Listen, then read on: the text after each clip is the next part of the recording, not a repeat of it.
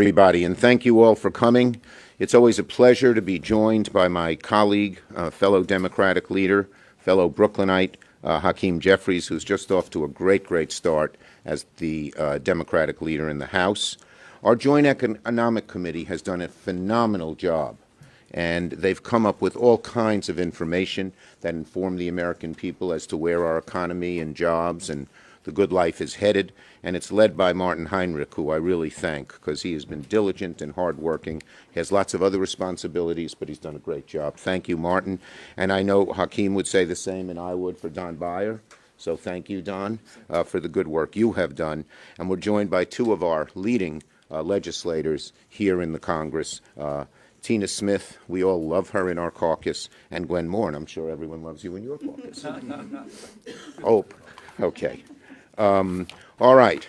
So now, following one of the most historic Congresses in history, where Democrats invested in American families, lowered their drug, home, and utility costs, supported our seniors, ensuring that they can retire with dignity that they deserve, all the while making the most meaningful changes in climate action in a generation. We did all that. We passed the Inflation Reduction Act, the Infrastructure Law, the CHIPS and Science Act, and so much more. Legislation that is already delivering real results for the American people. We see it every week in the different things that have been announced in all of these states and districts throughout the country. Just yesterday, 89 new transportation projects were announced by DOT.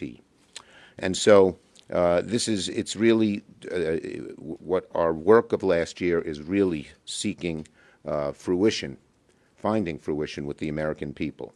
But, unfortunately, as we strive to build on that momentum, as Democrats strive to build on that momentum, our House Republican colleagues are gambling with American families' pocketbooks as part of a political ploy, plain and simple. Just yesterday, the House Republican Budget Committee doubled down on its threat to play political games with the first ever default. That's what the chairman did. One thing is now clear. The extreme MAGA wing of the Republican Party has hijacked the party, and it is now putting the U.S. at risk of a catastrophic default. I want to be clear, because many folks don't know just how catastrophic a default would be. It's foreign to many families because this type of political ploy is not just rare, but it's extremely dangerous. So, our amazing JEC, under the leaderships of Senator Heinrich and Representative Beyer, have laid out just how devastating the risky game could be. The report shows that a default crisis means real dollars coming out of American families' wallets and savings decimated. An American working their whole life and finally approaching retirement could lose $20,000 in retirement savings. Mortgages, car loans, credit cards will all go up. Homeowners would pay $55,000 more for a home. Families, $875 to buy a car. Small businesses, loans could go up by $2,500.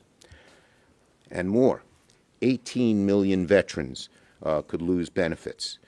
Disability, health care, and pension benefits stripped away by the Republicans. And 65 million seniors will stop getting their Social Security checks. Plain and simple. That's default. This is no picnic. This is no political ploy. This is almost life and death for our economy and the difference between living a decent life and having a really rough time to most every American. House Republicans approach the debt ceiling very dangerously. What they do is destabilizing and could very well lead to nothing short of disaster. That's a harsh word, but it's a reality if we default. For years, we've raised the debt ceiling under presidents of both parties. When President Trump was here, I was minority leader. We could have stopped it. We could have played these games unless they did something we liked, but of course we didn't. It was too serious. The consequences of brinksmanship too dangerous for the American people. Now, Republicans claim to be on the side of working families. They say they just want to lower costs. But last Congress, look who lowered costs. Democrats. We delivered. Now Republicans are gambling with American savings, benefits, and lives. It's time for the Republicans to stop playing games, to show us their plan, and ease Americans' fears. Congressman Jeffries, Leader Jeffries.